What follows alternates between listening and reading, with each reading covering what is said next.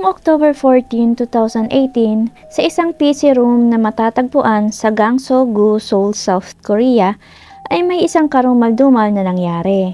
Dahil ang isang customer ng nasabing PC room na si Kim Song-soo na 29 na taong gulang ay sinaksak at pinatay si Mr. Shin na 20 taong gulang na nagtatrabaho bilang part-time employee sa nasabing PC room. Dahil puro sa mukha at leeg ang mga tama, ay pinayuhan umano ng attending physician na si Dr. Nam Go-ngin ang pamilya na huwag tignan ang katawan ng biktima. At nang mahayag ang kasuklam-suklam na malupit na paraan ng paggawa ng krimen, pag-atake at kampante na responde ng mga pulis sa insidente, ay umani ito ng maraming interes at galit online. Samantala, giniit ng suspect na hindi magandang pag-uugali ng biktima at insulto sa kanyang sarili ang motibo niya sa krimen. Noong October 14, 2018, bandang 3:30 ng umaga, ay unang pumunta sa PC room ang nakababatang kapatid ni Kim Song-soo na 27 taong gulang. At pagtapos ng 2 oras at 30 minuto, ay dumating si Song-soo na 29 na taong gulang tulad ng nabanggit ko kanina. Umupo siya sa tabi ng nakababatang kapatid at napansing may mga basurang naiwan ang mga naunang customer. Hiniling ni Kim Song-soo sa empleyadong si Mr. Shin na linisin ito. Agad namang nilinis ni Shin ang lugar. Ngunit si Kim Song-soo ay patuloy na nakikipagtalo dahil hindi niya nagustuhan ang ambience ng lugar. At humingi naman ng paumanhin si Shin. Pagkatapos ay mupo na si Kim Song-soo at naglaro. At nang matalo siya sa laro, ay lumapit siya sa counter at sinabi na nasayang ang kanyang oras sa paglalaro dahil hinintay pa niya na maglinis si Shin. Kaya't hiniling niya na bigyan siya ng refund. Pagkatapos ay sinabi naman ni Shin na walang makapagbibigay ng refund maliban sa manager. Bilang tugon ni Kim Song-soo ay tinuro niya ang daliri kay Shin at pinagbantaan niyang kung hindi siya bibigyan ng refund ay papatayin niya ito. At sinabi din niya na gusto niyang makausap ang manager. Ngunit sa panahong yun ay wala ang manager at patuloy ang pagtatalo ng dalawa. Nakita ito ng nakababatang kapatid ni Kim Song-soo at sa ganap na 7:38 AM ay nagsumbong at tumawag siya sa pulisya na sinasabing pinagmumura sila ng part-time employee na si Shin.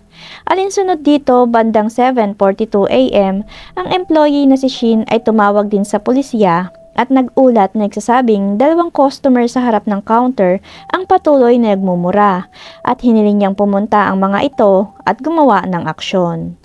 Gayunpaman ay nilapag lang ni Shin ang telepono ng nakahang para marinig ng mga pulis ang nangyayari. At nang dumating ang mga pulis ay pinaliwanag ni Shin at kapatid ni Kim Song-soo ang sitwasyon. Ngunit ang pulis na nakarinig nito ay sinabing ito ay isang simpleng pagtatalo lamang at pagtapos na mamagitan ng halos 15 minuto kasamang lumabas ng PC room ng mga pulis ang magkapatid na sina Kim Song-soo. Sinabi ng pulisya na wala silang narinig na anumang tungkol sa pagpatay sa inisyal na ulat. Ngunit pagkatapos ng insidente, lumabas ang isang artikulo na nagsasabing isang part-time na empleyado ang nakitang nagrereklamo ng takot sa pulisya matapos makatanggap ng pagbabanta sa buhay. Mukhang may nararamdamang hindi maganda si Mr. Shin ng mga panahong yon, kaya nag-iwan siya ng mensahe sa kanyang manager na ipinadala niya sa pamamagitan ng KakaoTalk. Matapos noon, nang lumabas si Kim Song-soo sa PC room, ay dumiretso siya sa banyo.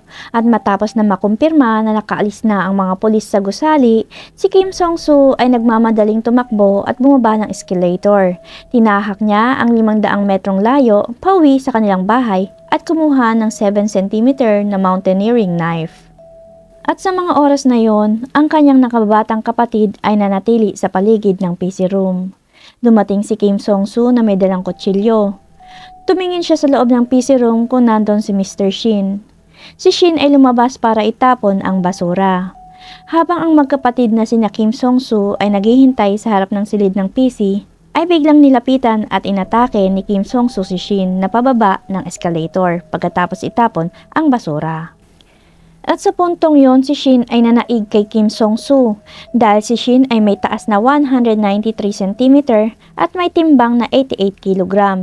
Malakas ang pangangatawan at master siya ng kendo. Noong unang sinalakay ni Kim Song-soo si Shin ay sinubukan siyang ilaga nito, ngunit ang nakababatang kapatid ni Kim ay humawak sa bewang ni Shin at biglang umikot ang sitwasyon at bumagsak si Shin. Nang bitawan ni Shin ang pagkakahawak niya sa kamay ni Kim Song-soo para pagilan ito, ay biglang sinuntok ni Kim ang mukha ni Shin. Pagkatapos ay naglabas siya ng kutsilyo sa kanyang bulsa at inundayan niya ng saksak si Shin ng halos 80 beses sa mukha at leeg. Agad iniunat ni Shin ang kanyang kamay upang subukang harangan ang kutsilyo. Ngunit ang kutsilyong hawak ni Kim Song-soo ay napunit ang kamay ni Shin ng labis dahil sa pagsalag. At ito'y kakilakilabot na hindi na makikilala at mahirap ng pagdugtungin muli. At sa ganap na 8:13 AM, ang mga tao sa PC room ay tumawag ng pulis. Pagkatapos ay dinala ang biktimang si Shin sa Ewha Women's University Hospital. Ngunit sa kasamang palad siya'y namatay dahil sa sobrang pagdurugo habang nilulunasan sa emergency room. Tila ang lahat ng dugo ay dumanak sa pinangyarihan ng insidente. At pagkatapos noon, si Kim Song-soo ay inaresto at kinulong sa Gangso Police Station matapos barilin ng isang taser ng mga rumesponding pulis. Sa oras na yon, ang nakababatang kapatid ni Kim Song-soo ay umalis sa eksena. At ayon na rin sa investigasyon ng pulisya, si Kim Song-soo ay umuwi at kumuha ng armas pagkatapos makipagtalo kay Shin na isang part-time employee at nakipag-usap habang naninigarilyo kasama ang kanyang nakababatang kapatid sa harap ng PC room habang hinihintay nila si Shin na makabalik mula sa pagtatapon ng basura. Sinabi pa ng polis na ayon sa nakababatang kapatid ni Kim Song-soo ay wala siyang kalam-alam na may dalang armas ang kanyang kuya sa bulsa. Kung titignan ang larawan na kinunan sa eksena pagkatapos ng insidente, ay isang malaking mantsa ng dugo ang naiwang nagkalat sa harap ng escalator na parang may nagtapon ng lata ng pintura. Ang hirap lang isipin kung gaano kakilakilabot ang eksena ng insidente noong mga panahong yon. At sa pag-iimbestiga ng mga polis kay Kim Song-soo, sinabi niya na di umano ay humilin siya kay Shin na linisin ang kanyang upuan. Ngunit nagalit siya dahil hindi pa ito nalinis kahit na siya ay pumunta sa banyo. Humingi siya ng refund na 1,000 won ngunit tinanggihan siya. Kaya naisip niya na binabaliwala daw siya kaya ginawa niya ang krimen. Gayunpaman, sa sumunod na pagtatanong ulit sa kanya, sinabi niya na sa oras ng insidente ay hiniling niya sa employee si Shin na linisin ang kanyang upuan. Ngunit si Shin ay nagpakita daw ng hindi magandang ekspresyon ng mukha. Ibig sabihin ay nakasimangot si Shin. Kaya dinuro at tinanong niya ito kung bakit ganun ang ekspresyon ng mukha nito sa kanya. At sa prosesong yon ay mas naging matindi ang pagtatalo nilang dalawa ni Shin. Kaya nagawa daw niya ang krimen at sinubukan ding magpakamatay. Isinilang ang biktimang si Shin noong 1998. Siya ay 20 taong gulang na mangyari ang insidente. Siya din ay nagtatrabaho ng part-time at nangarap na maging modelo. Pinalaki siyang isang malusog na binata. Gaya ng sinabi ko kanina, siya ay may taas na 193 cm at may timbang na 88 kg. Nag-exercise siya at naging master ng kendo. Si Shin Mo ang pangalawang anak ng isang pamilya na may 2 anak na lalaki. Isang mabuting anak sa kanyang mga magulang. Ang mas nakakalungkot pa ay sa totoo lang ay gusto nang huminto ni Shin sa part-time job na ito. At ang araw na pinatay siya ay ang huling araw niya sa trabaho. Dumating daw sa puntong para makatulong pero sinalubong sila ng kapahamakan. Sinasabi din na ang biktimang si Shin ay pinsan ng aktor na si Oh Chang-sok at matalik na kaibigan ng singer na si Kim Yong-joon. Si Kim Song-soo ay ipinanganak sa Gangso-gu noong 1989. Sinabi ng mga kaklase niya sa middle at high school na noong nasa high school siya ay hindi siya nakipag-away kailanman. Sa halip ay napakatahimik lang niya. Dinescribe siya bilang introvert na estudyante. Siya ay nagtapos sa Gangso Technical High School, nagtrabaho ng part-time ngunit hindi malinaw kung anong trabaho. Pagkatapos niya graduate ay nagpakita siya ng marahas na pag-uugali. Noong 2009, pinagmulta siya ng 500,000 won para sa karaniwang pinsala. Noong 2011, 2 taon pagkatapos niyang masintensyahan sa kapatirya ng high school kung saan siya nagtatrabaho, ay nakipag-away sila ng kapatid niya sa isang kasamahan sa trabaho. Ang biktima na may tinamong sugat ay pinayuhan ng doktor na magpahinga ng 4 na linggo. At dahil sa mga insidenteng ito, ay 2 beses nang nagkaroon ng criminal record si Kim Song-soo. Ang mga magulang at kapatid ni Kim Song-soo ay nagpatotoo na siya ay umiinom ng gamot sa depresyon sa loob ng 10 taon. Gayunpaman, sinasabing hindi siya na-diagnose na may schizophrenia. At noong October 26, 2018 ay naglabas ang Seoul Southern District Court ng warrant of arrest para sa suspect na si Kim Song-soo. At noong December 11, 2018 ay inaresto at kinasuhan ng 4th Criminal Division ng Seoul Southern District Prosecutor's Office si Kim Song-soo para sa paratang na pagpatay, kasama ang kanyang nakababatang kapatid na lalaki. At noong May 16, 2019, sa unang paglilitis ay hiniling ng prosecution ang parusang kamatayan para kay Kim Song-soo at 1 taon at 6 na buwang pagkakakulong para sa kanyang nakababatang kapatid dahil sa ginawang karumal-dumal na krimen.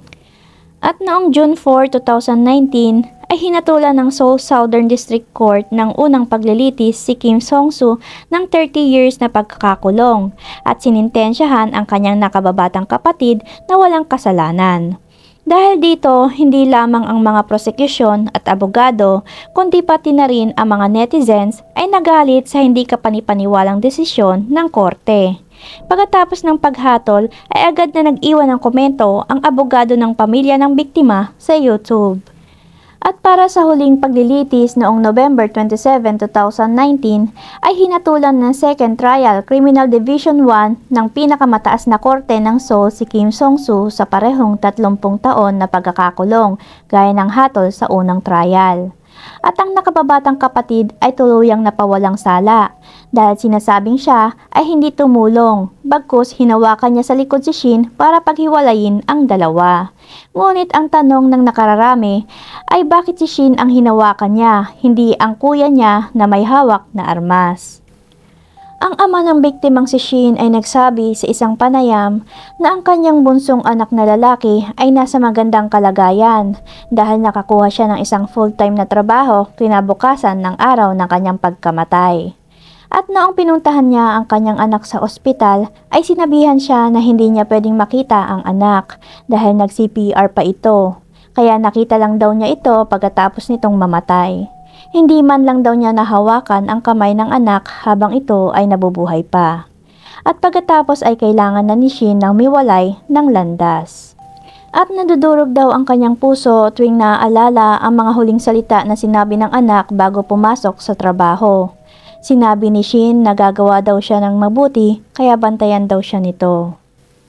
At sa huli ang ama ay nagsabi sa kanyang huling paalam sa kanyang anak na di umano sana daw ay matupad nito kahit sa langit ang pangarap niya maging modelo habang buhay.